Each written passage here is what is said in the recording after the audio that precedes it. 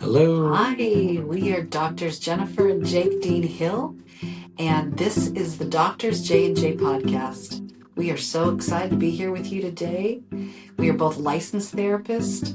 We work together, we live together, we lead together, so we understand the challenges of being able to work peacefully and harmoniously together. We have come up with a simple, concrete solution. It's called Wear Two Crowns. Wear Two Crowns is all about equity, learning how to bring out the strengths in each other, and learning how to share the power in the relationship so that we can all be better together. Each week, we're going to give you tips and tools and strategies and even personal stories to help you wear two crowns. And we're going to invite experts in the field of relationships that will help to educate us, inspire us to wear two crowns as well. Yes. So tune in each week. We look forward to our time together. Welcome back to the Doctors J&J podcast. It's good to be here. We are really enjoying doing these podcasts. We've got a fun topic for you today. Oh, do we ever? Man, it's everyone's favorite topic. Money, money, money, money. Money, money, money, money. Okay, I'm not going to sing that for you. But finances is obviously a hot topic. Probably every other session. Sex, money, and in-laws. Those are the three topics. top three.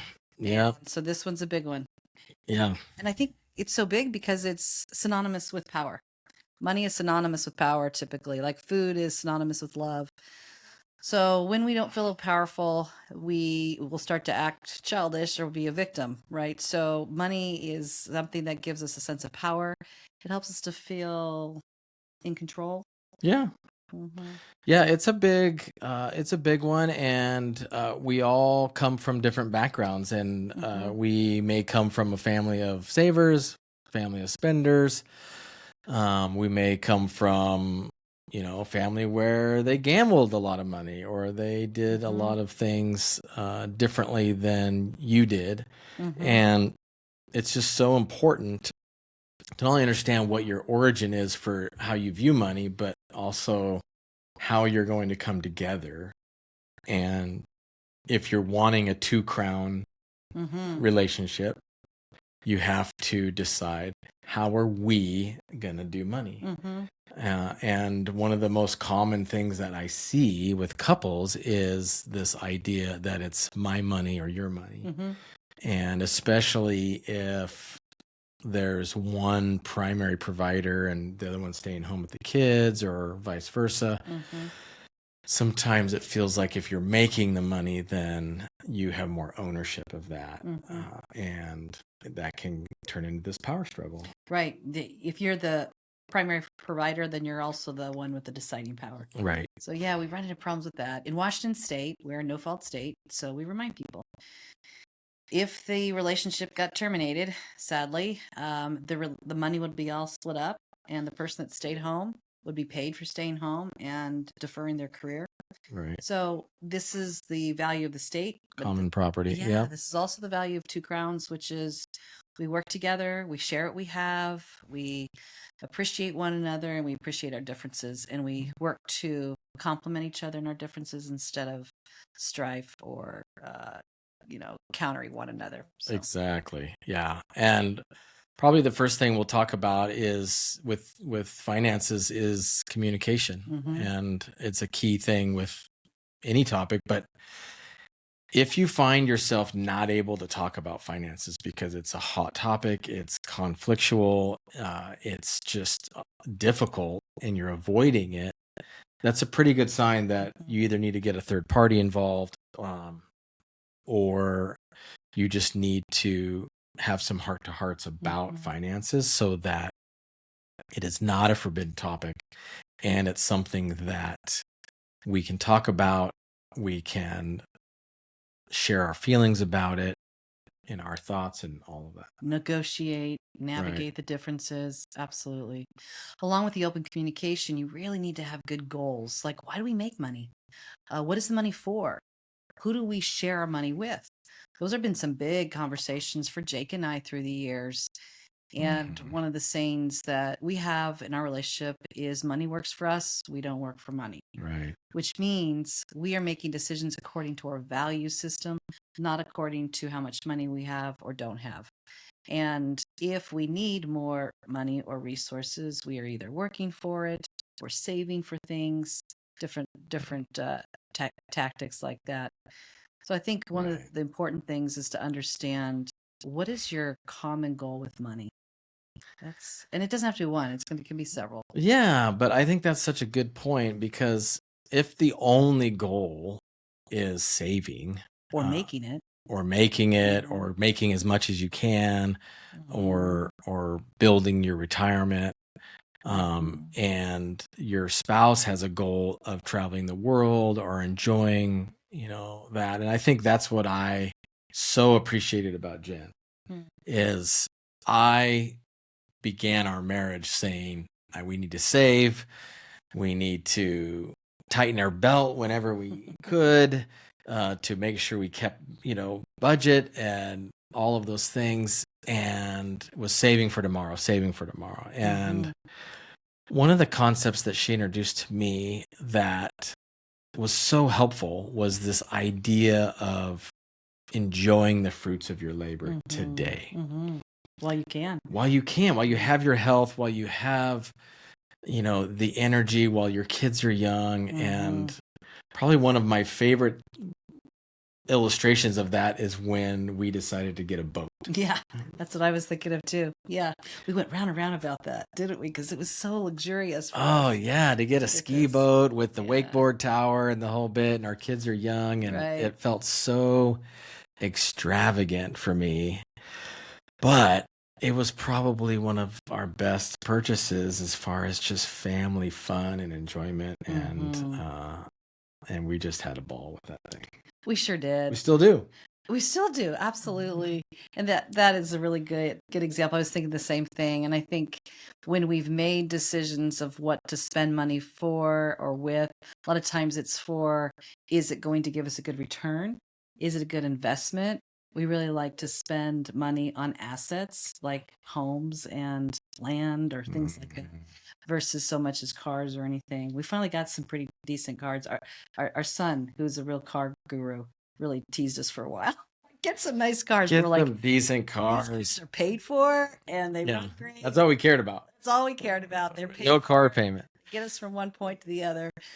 But it's been fun, yeah, to be able to say, okay, let's get maybe some nicer things, or reward ourselves for really 30 years, a job well done of raising children and paying off debt and doing different things, right? We've really lived with a lot of intention with our resources. The other thing with one of our goals has been huge is giving. Yes. That's a really big one. Even when we didn't huge value of ours. Yeah. We really had the attitude of, we can never wait till we have enough to give. We're going to give always when we have our resources, and we really believe in the principle of even tithing and giving to God what is God's. So as you move forward in your finances, consider, what are your goals? What do you want to spend your money on? Who gets your money? And how do you want money to work for you instead of working for money? Yeah. And we are both very hard workers. We're very hard workers, and we've really workers. come to enjoy really similar values and goals in that. Even if we started differently, we've really morphed to adopt each other's views and make it our own. And I think, the giving is one of those, is that even though it was something that it was a huge value of ours, we've both joined together and just really enjoyed the blessing of that. And we feel like we've been blessed as a result, but also the whole idea of saving and spending and finding that balance has been so powerful. Powerful and not always easy, because it's you're wanting to save and I'm wanting to spend for the kids, or let's do this, or let's go on this vacation. So we did have to negotiate that quite a bit. Not near as much now, but definitely lots in our younger years. I remember what we did that really helped us is you made out a beautiful color-coded 10-year schedule for all the activities and things that we wanted to do. And that really blessed me and helped me, because then I could focus on, okay, on year 10, we're going to go to Hawaii for our, anniversary. And then we're going to fly down to California to see my parents for Christmas. And it let me know that, okay, we're going to do some fun stuff, but then it helped you to know, okay, I'm going to plan and save for this, and we're going to prepare for this. So it just, again, this was a way that we were able to navigate our fairly extreme differences, but be able to meet in the middle and really appreciate both.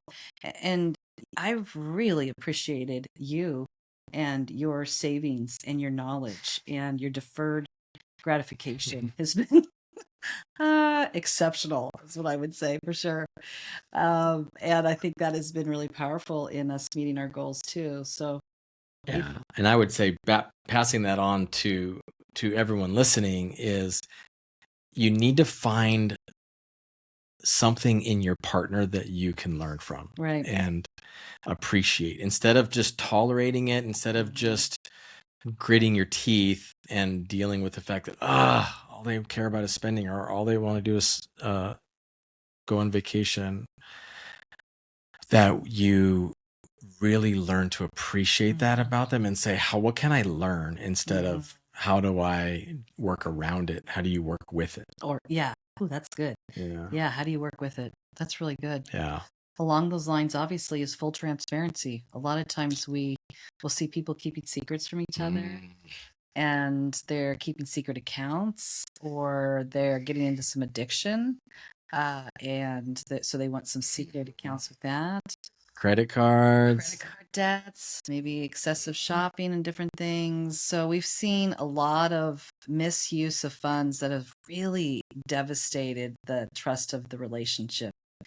And so if there's not full transparency, sometimes you really have to shift up your model in the finances. Well, I noticed that changes a lot, and Yeah. we'll talk about that next, as far as what model you choose to manage your finances. But if you're not being transparent, and I would say on top of that is that if you don't have the knowledge of the finances, and we really encourage both people in the relationship to really have the information, because I always say as well, instead of money being power, information is power.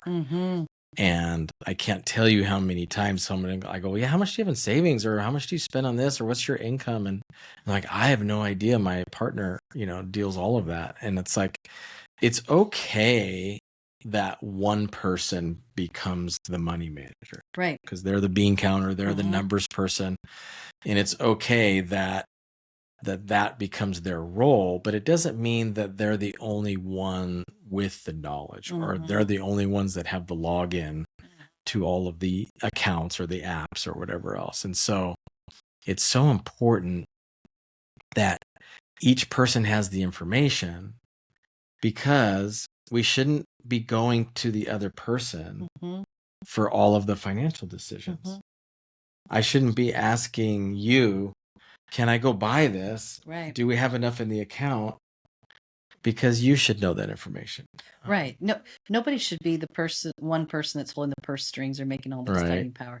It goes against the very concept of wear two crowns. But like, to your point, neither should both of you feel like you both have to do the same tasks and jobs. Exactly. Do what you're great in, do what you love, do what you're skilled in.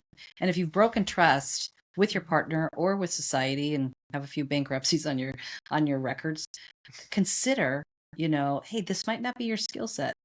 And if both of you struggle with that, hire somebody to help, get an accountant, talk to, there's great programs out there that can really help the couple to stay on task and point as far as meeting their goals. Yes, the transparency is really huge. Yeah, you don't want to be hiding partnering. anything. And you should never have to wonder what each has in their account or what they're spending. Now, at the same time, I would really encourage is not to micromanage each other either. Correct. And I think that can get really ugly in terms of like, you spent $3 on Starbucks, which I don't think you can anymore. I think it's $6 minimum now. But the point is, if you're not, if there's not some freedom in there, I think what I notice is that takes away some transparency. Like, I don't want to be transparent with my partner because they're micromanaging me. So that kind of goes back to the goals and expectations. Right. And I think, again, reminding each other that this needs to be both of your shared goals together, and not one person should be managing for the two of you. It needs to be shared goals that you have. And I remember early on, you did get a little mad at Gene, and telling me where are you spending this? And immediately I pushed back and I was like, oh, that's not gonna roll. That's not gonna roll for me. Right. So there is such an importance too. If somebody's used to maybe being a little bit more bossy or in charge, you get to decline that, push back and say, no, this is something that I need the freedom for, and we can work together, but you are fired from micromanage me. You know me. In Two Crowns Living, that's the principles, which is we Right. both manage our own lives. We're both respectful and responsible to meet the shared goals and values of the relationship. Right. And even though I may be a good bean counter, I got to know when to count beans and when to not. Yeah. And Yeah, I remember that there's 2 crowns. there is 2 crowns. And that definitely is what we'll see too early on. Sometimes somebody who's really good at something will start to assume more control and power. And that's normal. But the person that maybe is feeling to avoid resentment, that's what I did. I'm like, I don't want to resent you. I'm going to hate you if you keep telling me exactly what to spend this money on or where to spend it. Which is why we had a budget. We had a budget, and we had a line item called Play money. Play Money. Yes. Remember how much it was? It's $20. $20. still That was all we could afford.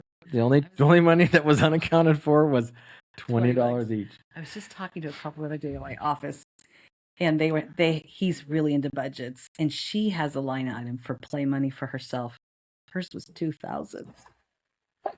I was like, Wow. what I would have given. Wow. What would have that been like? The $20 was, I can spend this, it's unaccounted for, and I don't have to worry about saving that receipt, and I can use it however I deem appropriate. And I think we ended up increasing a little bit more down the line.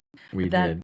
That was really, really helpful because I started feeling so micromanaged on the budget, and it was your love, but it wasn't mine. But I was supporting you in it because I saw the value of it. At the same time, I was like, I need to support my value too, just to have some more freedom. So we've definitely evolved in that. But I loved your diligence and your commitment to really being such a good steward to our finances. Thank you. Well, I feel like we were such a good team in that, and I think that's why I really believe 2 are better than 1, even if we grew up in different families and different backgrounds. We have so much to offer each other in how we manage this important resource. I mean, most of us only have so much resources, and how we manage that is super important. Right. And I will say, just a brief thing, obviously every couple has to decide what model works for them. Right. You know, whether you put all your money in one account and just make it all joint. If you do kind of a hybrid approach where you have separate accounts for each of you and the joint account for the household expenses that you both contribute to, or a lot of couples too just have it completely separate, where it's mine and yours, and I take care of these bills, you take care of those, and there's not a right or a wrong. There's not a right or wrong, but we have worked with couples who've maybe shared it all, but then there's been some significant broken trust with deceptive behavior or addictions or just trust-breaking behavior. They've had to shift at that point. They've had to shift their model and say, we need to split finances. And sometimes it feels like we're splitting up. And I'm like, no, you're just splitting your money. That's it. You're splitting your money, and you're keeping yourself safe. And you're recognizing that the trust is going to take some time to get restored. And in some cases, it will never be restored. So you just need to be able to take care of your power and your safety so that each one of you feels in control and you're not resentful or you're not feeling victimized by your partner spending. Right. Yeah, it's so important that you basically you choose the model that is going to create the least amount of conflict, because this is a highly conflictual topic for most couples. It's important that if one model is not working, try something new. Try the hybrid approach, or try the separate. But the important thing is that there's an understanding. I know a lot of couples that come in and they're doing the separate thing. They really get hung up over who's paying for when we go out to dinner, or who's paying for vacation, and is that you're paying, or I paid last time, you pay next time. And it's very hard in some of those models to keep it perfectly fair, but you have to have systems in place to prevent misunderstandings or hurt feelings in that. Right. And along with that helps is you decide your roles. Right. Like, what's your role? You're going to be the money manager. Okay, I'm going to be the visionary for the expenses. Okay, well, I'm going to be the manager for our investments. Or I'm going to be the one that budgets out our household expenses, right? Right. So it's important too to go according to your strengths. Again, a really important concept of Wear Two Crowns is you operate according to your strengths, not according to your gender roles. So what are you good at? What do you love to do? What are you passionate about? What have you actually shown a lot of success in?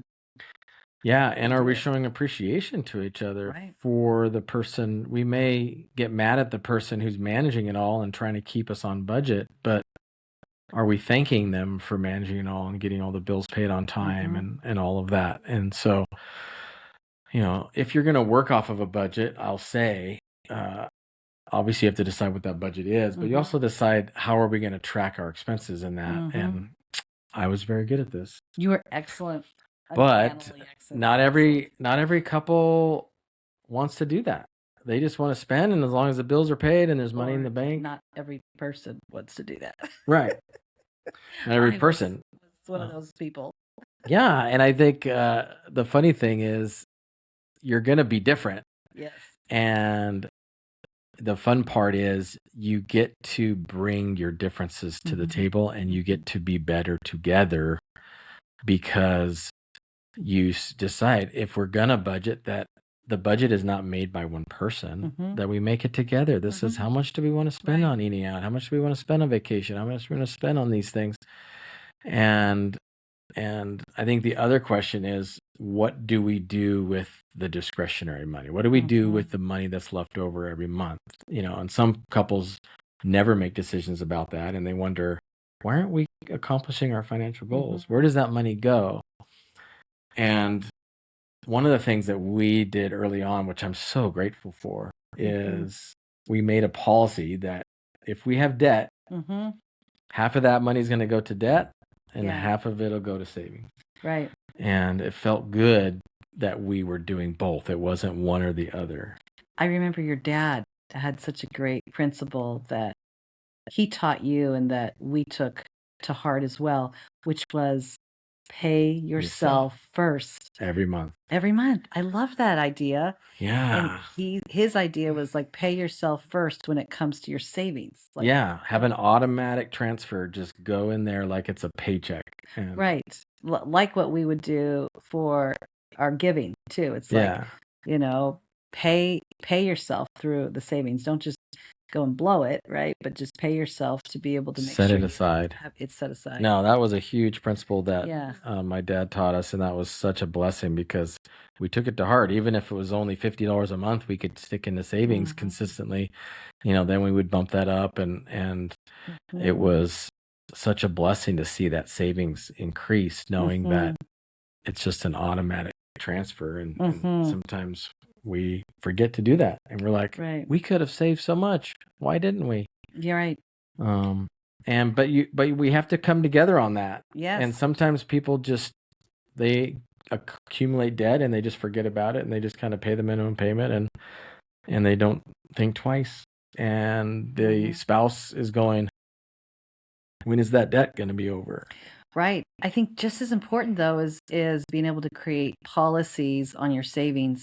I also think you have to create uh, shared dreams, things to look Mhm. forward to be able to work for, to be able to enjoy, to be able to celebrate. One of the Mm. things we love to celebrate is when we paid off something, a Oh debt, my a car, gosh. tons of school loans. We paid for all of our school, so much school. So we love to be able to go do something celebratory and enjoy ourselves. But as those things have gotten paid off, what's been really fun is what do we want to do?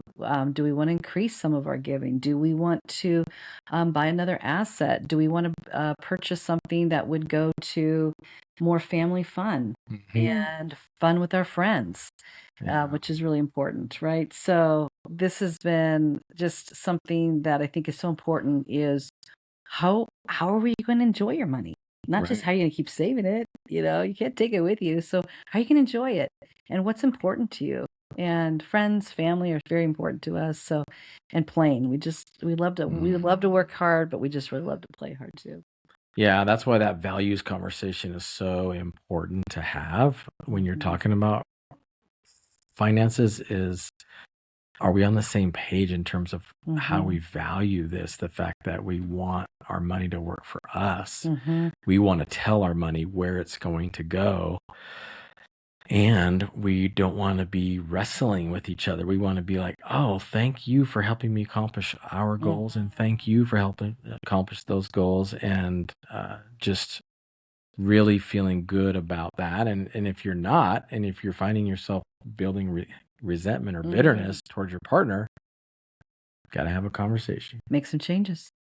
Finally, I would say probably the most important thing for us to be able to stay on the same page, especially as we evolved, had more kids, made more money, had more debt, whatever, is have weekly check-ins or meetings, Yeah. which we would do regularly to make Yeah. sure that we are meeting our goals, we are staying on point. Yeah. How are we going to, especially with being entrepreneurs, working for ourselves? Yeah. That was always challenging. Yeah, you always have to figure out how to pay yourself on vacations, how to take when to take time off. What if when we both took time off, obviously nobody's getting paid, right? So it just took some real management and strategy work for us, and to make sure that we were working together Mm-hmm. to pull that load. So, Yeah. I would say at a minimum, meet once a month to exactly. go over, how did we do on our budget or how we're doing on our finances or our expenses or our goals and, just checking in. And even if that's the one time that the person who's not managing the money gets a report on, here's what we have in these accounts, here's where we're at with the debt. Just having a time to check in with that so that we both have the same information. We both can check in to say, how are we doing? Are we feeling comfortable? Do we need to make any adjustments? The worst thing is when it's like months and months and months go by and you're like, well, why don't we have any in savings? Or we never paid the Or, mortgage, right. or oh my goodness, look how much we have on the credit card, Yeah. and now it's Christmas. Yeah, not being prepared or planning for that, and making sure that since you both are contributing and spending from the same typically accounts, then you have to, like any great business, you have to do these monthly business meetings. I agree, monthly is enough. That's probably all we could have handled because money is a tense topic. And I remember one of the rules we made too is we never talked about money after 9:30 at night, typically around Oh 9. my goodness. We- Yeah. And definitely not in the bedroom. I mean, talk about a Buzzkill. buzzkill in the bedroom. Yeah. Man. Don't talk about it there. Talk about it in a workplace. Try to keep it brief. Stay on point, and really work it. The other thing I would say is bring positivity. Bring that spirit of abundance. We have enough. What do we want to do this? We are blessed. How do we want to bless others? What do we want to use the money for? When we can get out of that fear mode and that small part, the amygdala part of our brain, which is only the size of an almond, we get into that frontal lobe, right, where we just are able to be creative, to be able to enjoy. Same thing with money. We need to stay in that frontal lobe where that's our best part of our brain. And then we will think clearly, we will have abundance, we will continue to give in abundance and receive in abundance. So Yeah. And there's just so much to that adds to the richness and just, I would say, and we've talked in earlier episodes just about the importance of having agreements with each other, but also having those agreements written down. And so if there's agreements that you're going to make financially, like we're not going to use credit cards, let's say, or if we're going to use credit cards, we're paying them off at the end of each month, or we're not going to, put this on credit, or we're not going to loan money to family, or, different things that can become hot topics. But one of the things that's so important is that if you make financial agreements, don't leave those to chance. Don't go, remember that conversation we had 3 weeks ago about the credit card you were going to pay off? And then the other person goes, what? That's not how I remember. I thought you were going to pay it off out of your money. It's like, so just making sure that you're both clear on what are our, policies and procedures, kind of a thing. And it'll save yourself so much conflict if you know, like, hey, we just have a written running total, and we have a shared note on a lot of things where we both can look on our phones and go, okay, what's our agreement on that? We can just check in with it. And it doesn't need to be set in stone, but it's just something that we can reference and go, okay, we're not relying on each other's memories. We're, we know what it says and we can follow it then. So, crown jewel, do you have one? Crown jewel for today, I would say, is always make it a point to communicate about finances, get on the same page, and cast a vision. I like it. I'll make that even more concise. That partnership is power when it comes to money. When you are partnering equitably together, you will be powerful and your money will work for you instead of you working for money and always wondering, where's it all gone and how do we get more? Yeah. So we encourage you, beat the odds. Right. Do not let finances be your nemesis in your relationship. And we just hope for great things to come in that. And money does not make you rich. No. Emotional, spiritual health, physical health, really is that not where our richness is at too? So, but money does make things easier. I'm not going to dismiss that too. Yeah. Absolutely, Jake. That's beautiful. Well, thank you so much for joining us. Please follow us if you haven't followed us on our social media accounts, and feel free to share this if this is helpful to yourselves or anybody else you think you might know. And we'd love to hear from you if you have some other pointers on money, because we know it's a hot topic. Yes. We'll see you next time. Thank you so much. Have a great week. Bye-bye. Bye-bye.